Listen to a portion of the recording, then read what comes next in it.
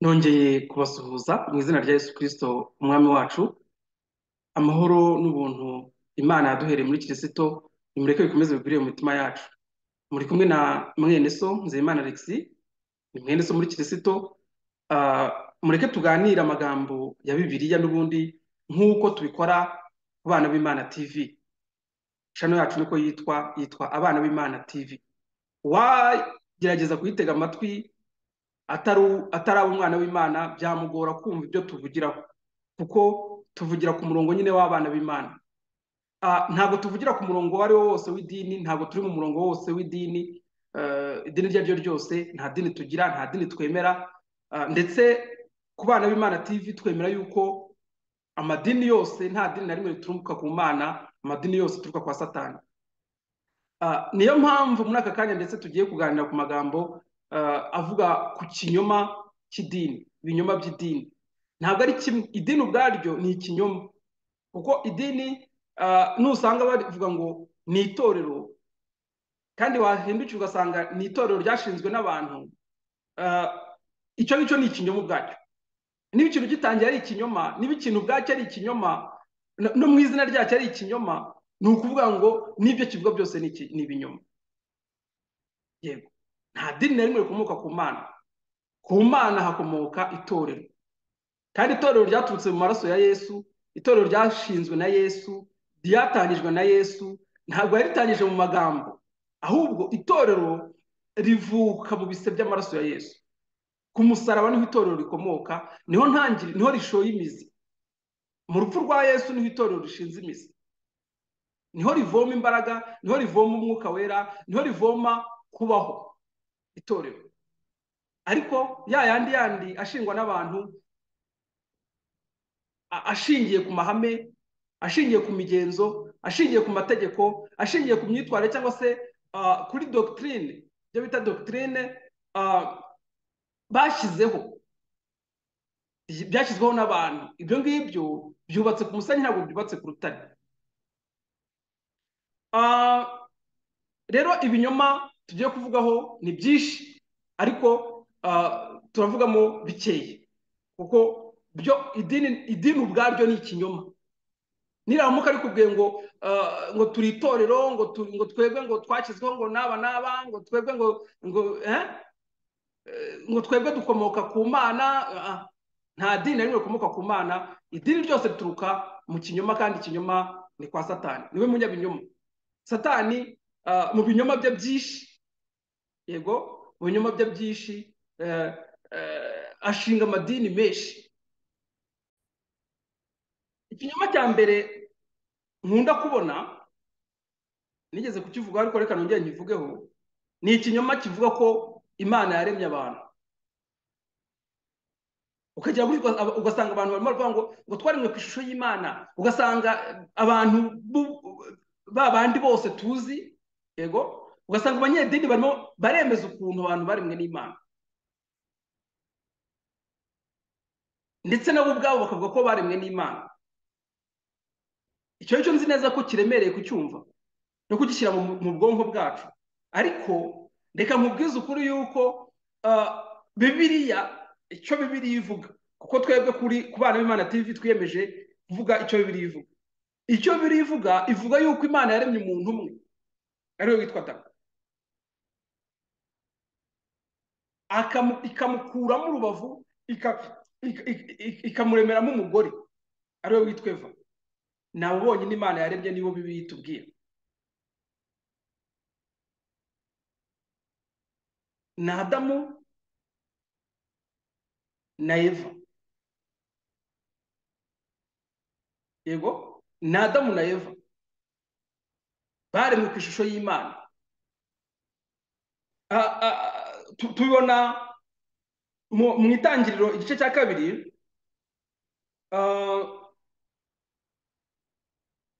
tubona ahantu Imana ivuga ngo guhera ku murongo wa 7, ngo Uwiteka Imana irema umuntu mu mukungugu wo hasi, imuhumekera mu mazuru umwuka w'ubugingo, umuntu ahinduka ubugingo buzima.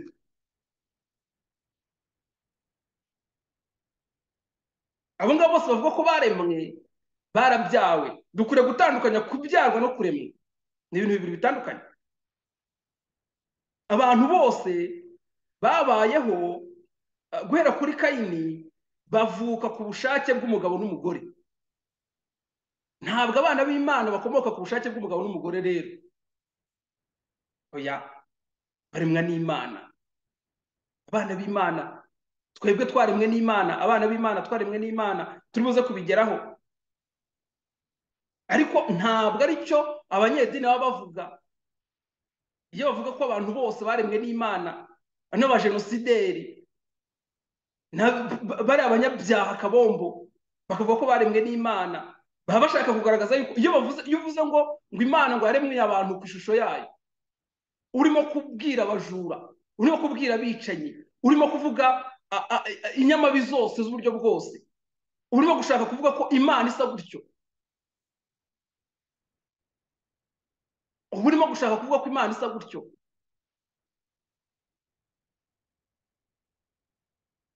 Ariko sibyo. Imana mu itangiriro hatubwiye yuko Imana yaremye umuntu, niwe witwa Adamu, sibyo? Niwe yaremye ku ishusho ryayo, imurema mu mukungugu. Yego, imurema mu mukungugu,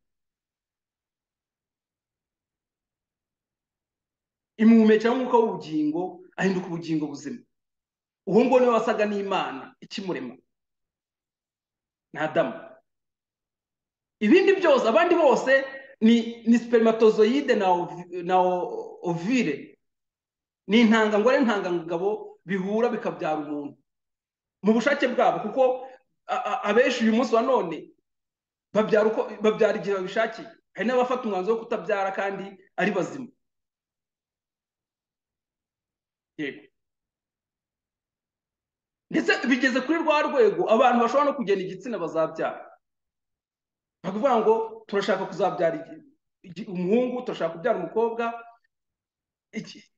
Haramuka basamye ikitari igitsina bashaka bakayikuramo. Birakorwa mu bihugu, amadini arabishyigikiye, kuko nta kintu na kimwe gishobora kubamo nk'isi kidashyigikiwe n'amadini. Burya nubwo bavuga ko batabishyigikiye, baba babishyigikiye mu buryo buri indirect, kuko ntushobora gutandukanya idini n'ubutegetsi bwo ku isi. Ntushobora kubitandukanya, ni mahwi.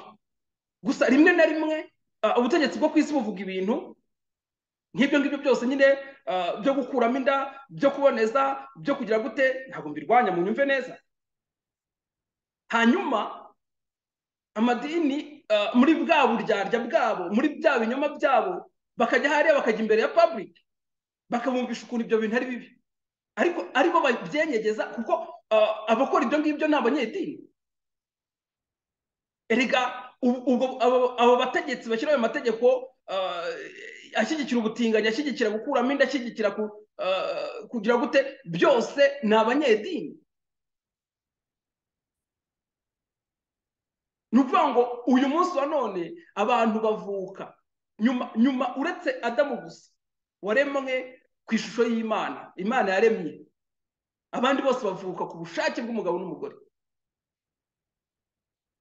Abo ngabo ni abanyamubiri, nibo twebwe, nibo abandi nyine bakomoka ku ntangangabo n'intangangore. Yego, nibo abandi bafite umubiri upfa w'inyama, inyama n'amaraso. Nibo abandi batavukana umwuka w'Imana, kuko uramutse uvuze ko waremwe n'Imana, hano Bibiliya iratubwiye ngo Imana ngo imuhumekera umwuka w'ubugingo, ahinduka ubugingo buzima. Waba uvuze yuko abantu bose bavuka bafite umwuka w'Imana, sibyo?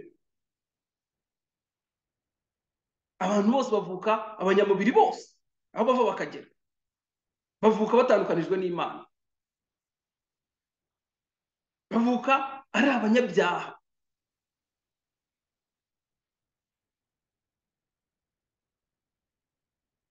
Yego, icyo ni ikinyoma cya mbere abantu bakwiriye kumva, kutacyumva bikabatera akaga. kumva yuko ngo abantu baremwe n'Imana, abantu bose baremwe n'Imana. Oya, uba ugiye kuvuguruza Bibiliya. Imana yaremye umuntu umwe witwa Adamu. Ikitari icyo ngicyo ni ikinyoma, kandi umunyabinyoma arazwi ni Satani.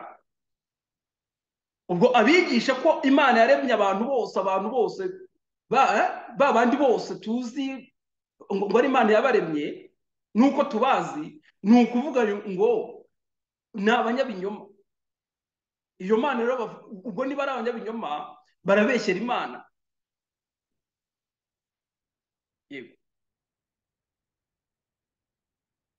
Ikinyoma cya kabiri ntari butindeho,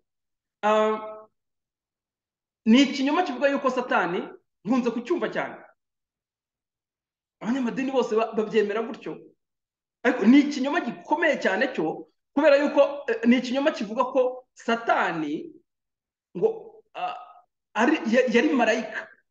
Cyo ni kimwe. Nta hantu hamwe Bibiliya ivuga ko Satani yabaye marayika mu ijuru. Yego, ni marayika w'umwijima, byo tubyemere gutyo, ni marayika w'umwijima. Ariko kuvuga ngo Satani ngo yaremwe n'Imana, nabyo barabivuga mu idini. Baravuga ngo Satani yaremwe n'Imana.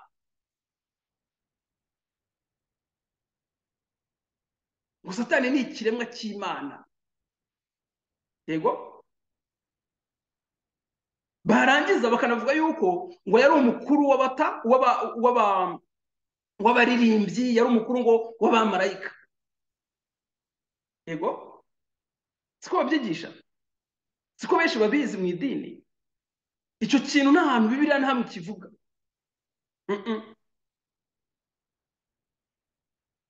Nta na hamwe.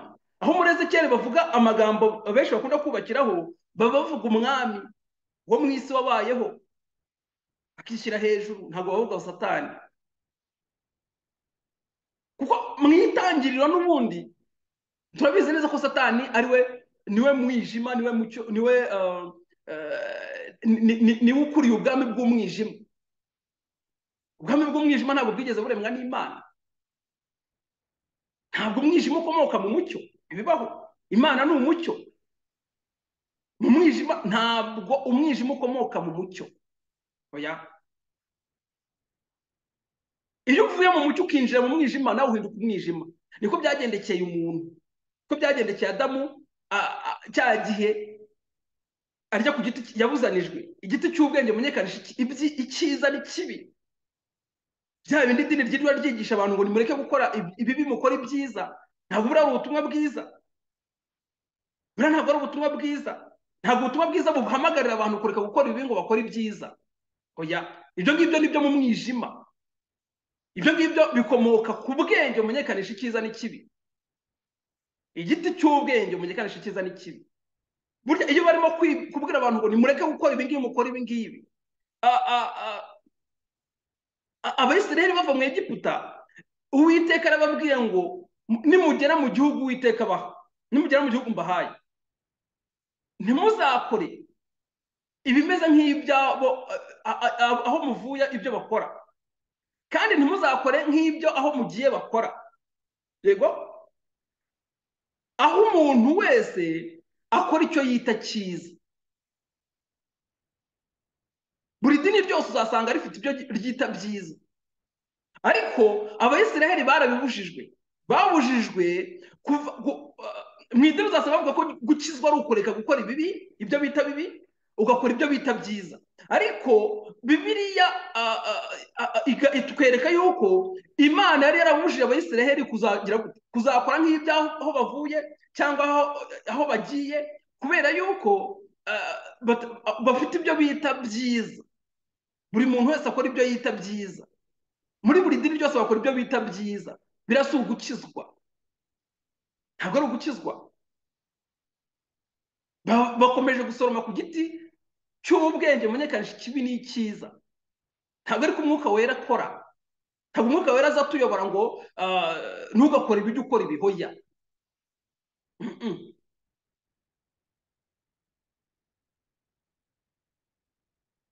Oya rwose.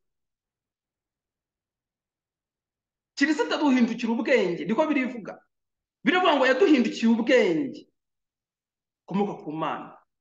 Kirisito niwe bwenge bukomoka. Ni ukuvuga ngo muri kirisito ntabwo nta bibi nta byiza biba bikirimo, oya, biba byarangiye. Ariko ngo ntabwo turahagera, kuko aho ngaho ni igihe umuntu amaze noneho kuremwa n'Imana. Yego, ni ukuvuga ngo Satani mu itangiriro batwereka yuko umwijima, Imana irema byose, umwijima wari usanzwe uhari. Tangira igice cya mbere umurongo wa mbere. Mbere na mbere Imana yaremye ijuru n'isi. Isi yari itagira ishusho, yariho ubusa busa, umwijima wari hejuru y'umuhengeri. Uyu mwijima ntaho batwereka ko waremwe, wari uhari. Umwijima ni Satani. Umwijima ni ubwami bwa Satani, ni Satani n'ingoma ye. Maze umwuka w'Imana yagendagendaga hejuru y'amazi.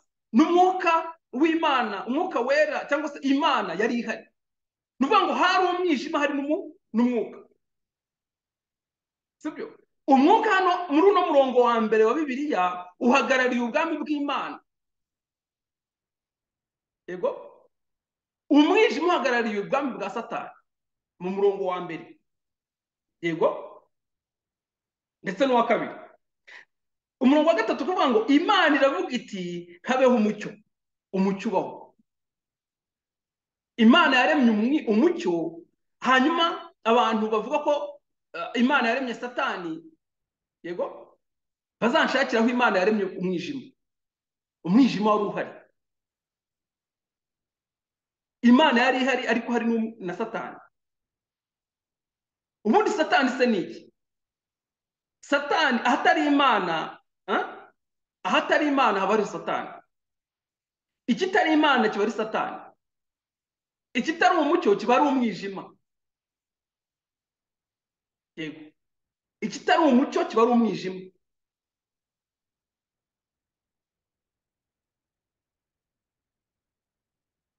Ni ukuvuga ngo mu yandi magambo Satani ni ikinyuranyo cy'Imana. Ni ikinyuranyo cy'Imana. Imana ni umwami w'umucyo.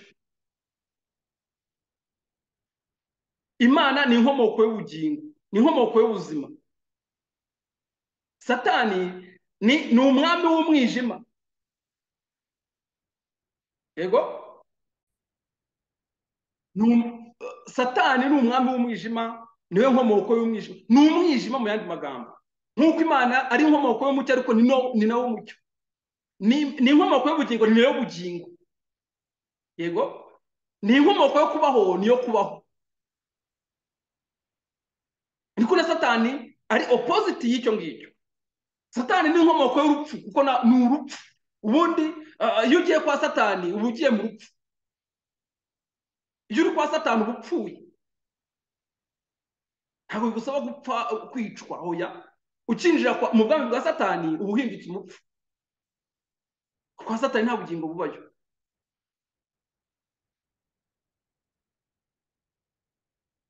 Rero Satani rwose, mwakagira Imana mwe, abantu bavuga ko Satani ngo yakomotse mu ijuru ku Mana. Satani wakomotse mu ijuru ku Mana nzi ni Yesu. Imana yigize umuntu. Nk'uko tubibona muri Yohana igice cya mbere. Yohana igice cya mbere, aho bavuga ngo mbere na mbere hariho jambo. Igice cya mbere ngo Yesu Kristo ari we jambo ry'Imana. Jambo ry'Imana. Iki ni ikindi kinyoma nanone amadini yose yigisha ahuriraho. Iyo bavuze ngo ijambo ry'Imana bavuga inyuguti. Nyamara Bibiliya ubwayo nk'igitabo kigizwe n'inyuguti gisobanura neza muri Yohana igice cya mbere, gisobanura neza ko ijambo ry'Imana ari Kristo. Ngo Yesu Kristo ari we jambo ry'Imana ahinduka umuntu. Ijambo ry'Imana ni Kristo, ntabwo ari izi nyuguti. Muntu wiga izi nyuguti ukavuga ngo urimo uriga ijambo ry'Imana, wamara kuzimenya ndetse ukavuga ngo wamenye Imana, ngo wamenye ijambo ry'Imana.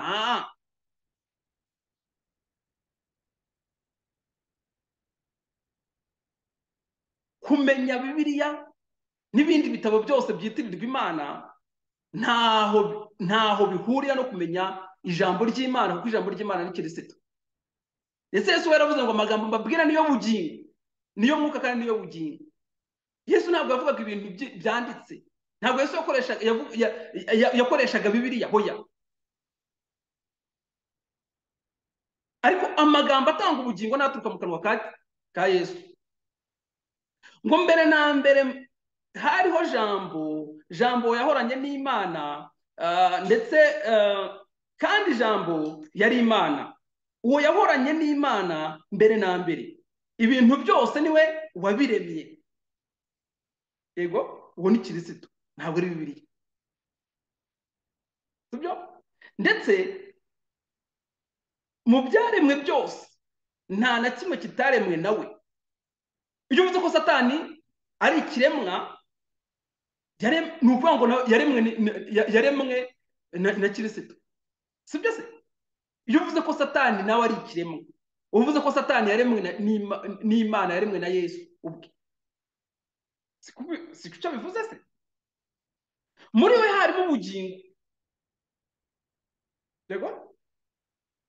Wibuke, muri we harimo ubugingo. Nibwo twabonye mu itangiriro igice cya 2 umurongo wa 4 bavuga ngo imuhumekera mu mazuru umwuka w'ubugingo, umuntu ahinduka ubugingo buzima. Iyo uvuze yuko Satani yaremwe n'Imana, yaremwe na Kristo, uba uvuze yuko yari afite ubwo bugingo. Yego, harimo ubugingo, kandi ubwo bugingo bwari umucyo w'abantu, ntabwo ari umwijima. Muri Satani nta mucyo ubamo. Yego, uwo mucyo uvira mu mwijima, ariko umwijima ntiwawumenya. Umwijima urahari deja, nyamara uwo mucyo nubwo uvira mu mwijima, umwijima ntushobora kuwumenya. Cyo birivuze, Satani ntabwo yaremwe n'Imana. Muri conclusion, Satani ntacyo apfana n'Imana. Satani ntabwo afite inkomoko mu ijuru. Yego, inyigisho zose zigisha yuko Satani yari marayika, Satani yari umuririmbyi, Satani yari umutware w'abamarayika, ari we wayoboraga abamarayika bose, rwose reka nkubwire. Ndetse hari n'abavuga ngo niwe ngo Rusuferi vuga umucyo, ngo marayika w'umucyo. Reka nkubwire, tubona yuko Imana yavuze ngo habeho umucyo. Umucyo yavugaga hano ni Kristo, ntabwo ari Satani. Iyo uvuze yuko Rusuferi vuga marayika w'umucyo, warangiza ukavuga ko Kristo ari umucyo, ukavuga ko Yesu uvuga ko ari umucyo, ubyumva gutyo, uba urimo kuvuga Satani. Warangiza kandi koko ukabigaragaza, ukabwira abantu ngo nimureke gukora ibi ngibi, mukora ibi ngibi. Utangiye kubigisha bwa bwenge bukomoka ku giti cy'ubwenge bumenyekanisha icyiza n'ikibi. Muri Kristo ntabwo harimo ibyiza n'ibibi, twongeye turabivuga. Oya, ibyo ngibyo ni ibintu bya hano mu mubiri, ni ibintu bya babandi nyine bakiri mu mwijima. Abana b'Imana bakora igikwiye mu gihe gikwiye, bashyiraho akadomo.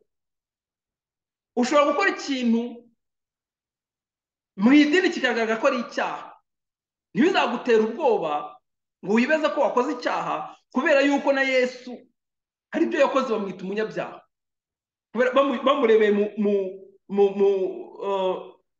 Bamurebeye mu mataratara, cyangwa se bamushyize ku munzani w'idini. Yesu iyo bamushyiraga ku munzani w'amategeko, nta rwose yatsindwaga n'urubanza. Yari inshuti y'abanyabyaha, mu idini ntabwo babyemera. Yego, yasangiraga n'abanyabyaha, mu idini ntabwo babyemera. Yakoraga ku isabato, mu idini ntabwo babyemera.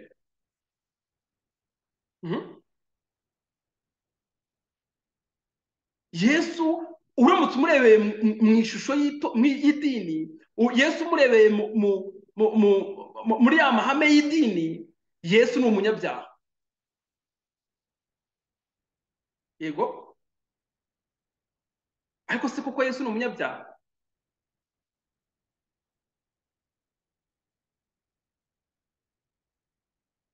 Satani, Yesu yaravuze ngo uhereye kera kose uwo ngo ni umunyabyaha. Satani akora ibyaha, ariko icyo Kristo yaje gukoraho, yaje kumaraho imirimo yose ya Satani. ari nacyo gihise kikatujyana ku yindi ngingo y'uko twavutse. Noneho uko twabyawe n'Imana, bitari kuvuga ngo twabyawe n'ababyeyi. Kubyarwa n'ababyeyi byo biraho sandisikite, batubyaye mu bushake bwabo.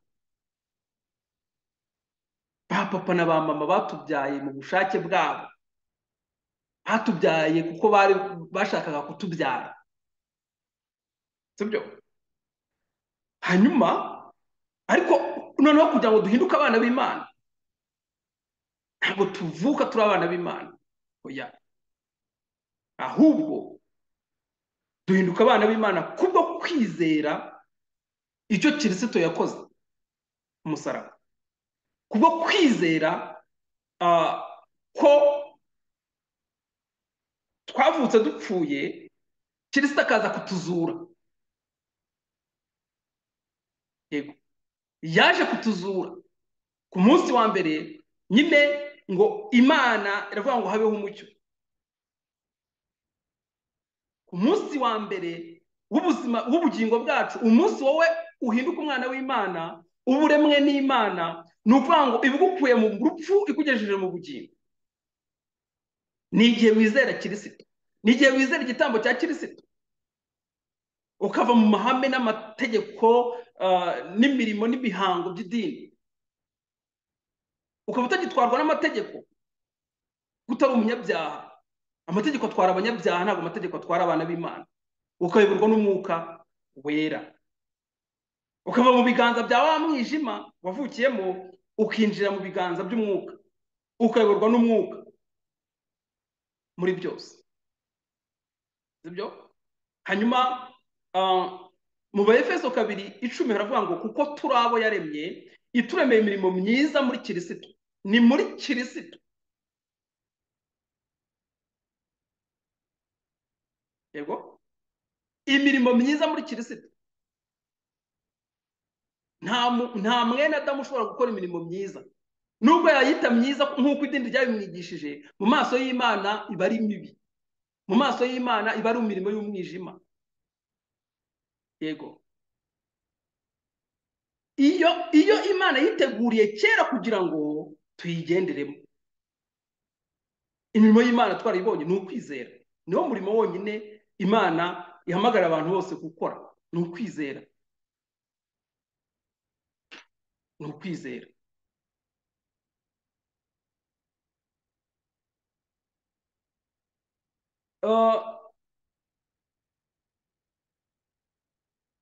Ndetse muri Timoteyo, urwa mbere rwa Timoteyo, urwa kabiri rwa Timoteyo igice cya 3:17 haravuga ngo kugira ngo umuntu w'Imana abashyitse ni muri Kristo.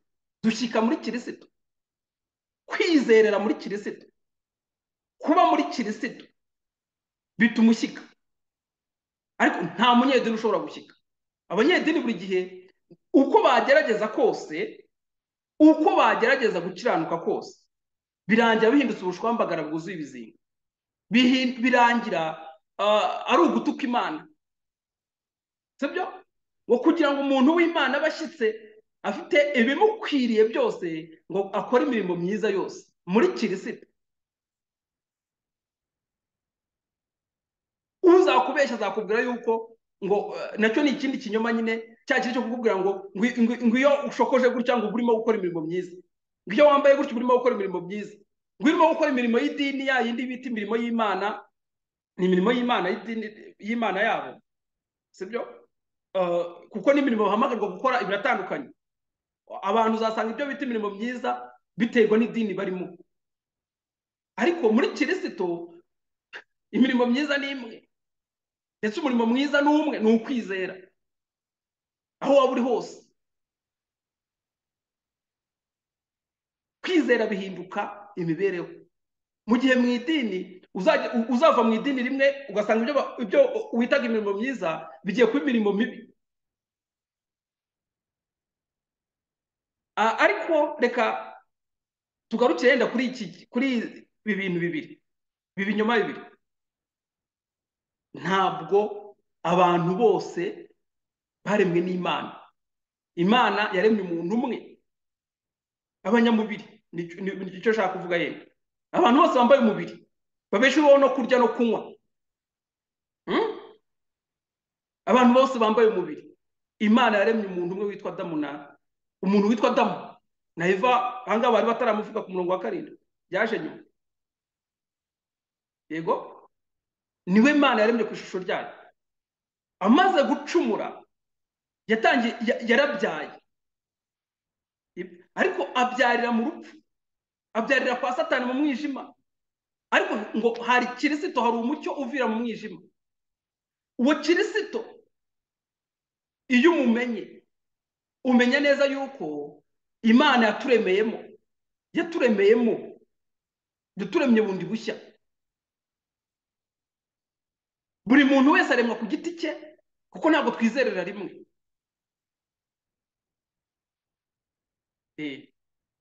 Ntabwo abantu bose ari abana b'Imana. Bivuze ko abantu bose baremwe n'Imana ku ishusho ryayo, ubu bivuze ko bose ari abana b'Imana, sibyo?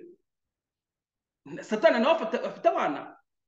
Mu rwa mbere rwa Yohana igice cya 3 bagaragaza abana b'Imana baribo n'abana ba Satani baribo.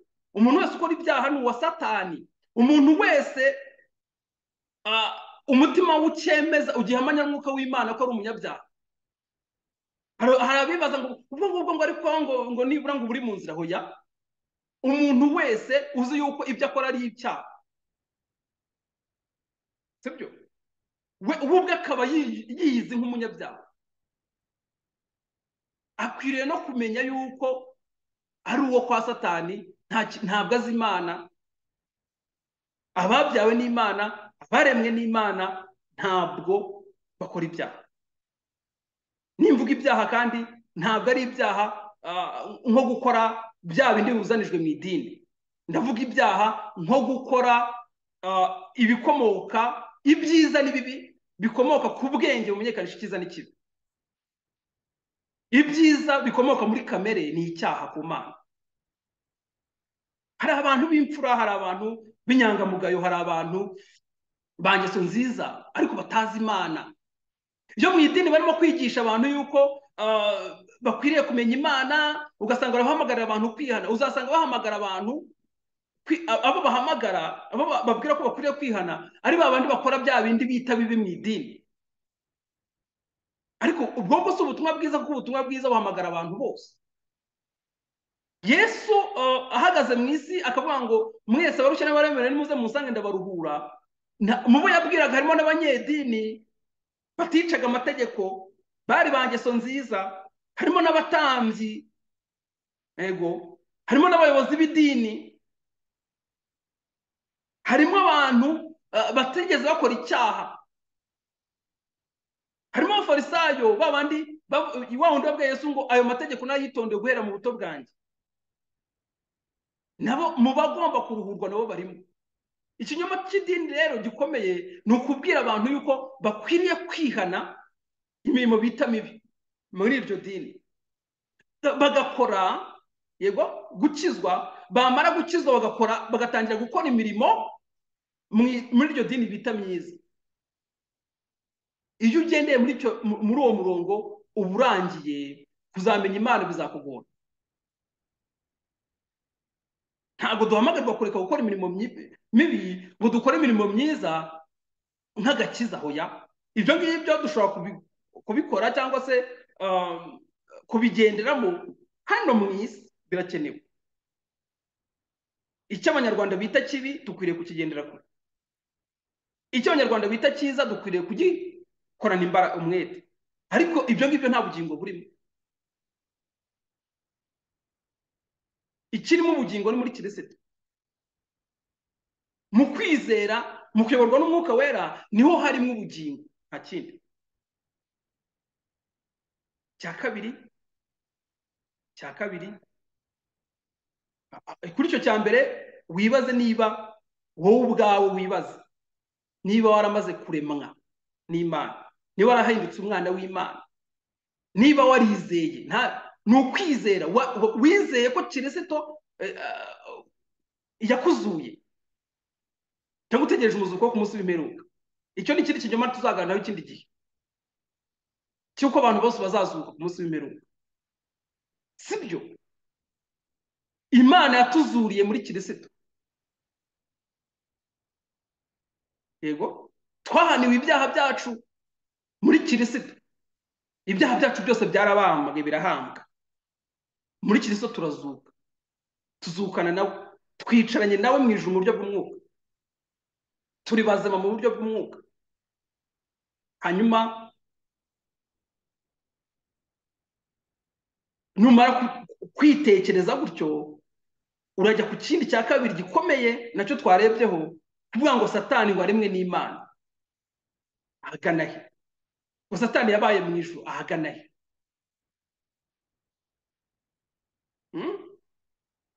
Ngo Satani yabaye marayika w'umucyo ryari? Ni ukuvuga ngo mu yandi magambo baba bagaragaje yuko buriya mu idini baba bagaragaje yuko mu buryo buri indirect baba bagaragaje yuko icyaha gikomoka ku Mana. Yego, baba bagaragaje yuko icyaha gifitanye isano n'Imana. Ariko ndahamya yuko umwijima nk'uko udakomoka, utagirana isano n'umucyo. Yesu aravuze ngo mbese umwijima n'umucyo bipfana iki? Bihurira he? Nta na hamwe.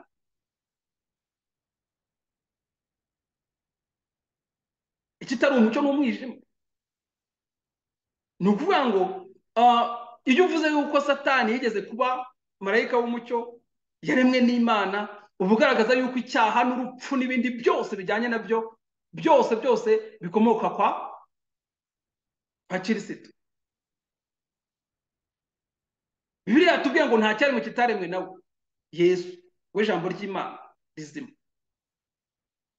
Iyo uvuze yuko Satani yaremye nako Imana, Yesu ubwo yaremye Satani, hanyuma arahindukira aza kumurwanya, sibyo? Ntacyo Satani apfana n'Imana. Ntabwo Satani yigeze ava mu ijuru pe. Icyo juru ribamo Satani ngo hanyuma ngo akivumbura ngo akarwanya Imana, agatangira kurwanya Imana. Ntaho biba, nta naho byanditse muri Bibiliya. Uhereye kera kose Yesu yaravuze ngo uhereye kera kose uwo ngo ni umunyabinyoma, uhereye kera kose uwo ni umwicanyi, uhereye kera kose uwo ni akora ibyaha.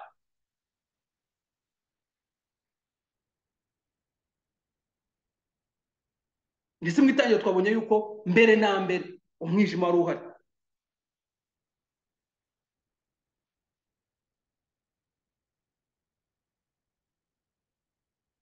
Mugubwe neza,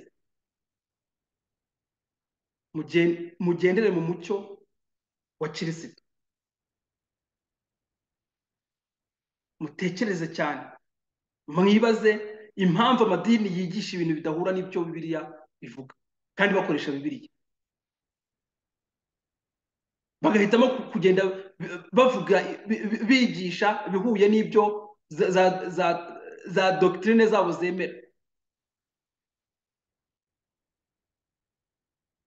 Mwifatira umwanzuro, buri muntu wese yifatira umwanzuro akemera we ubwe akamaramaza kugendera mu ruhande runaka ubwe.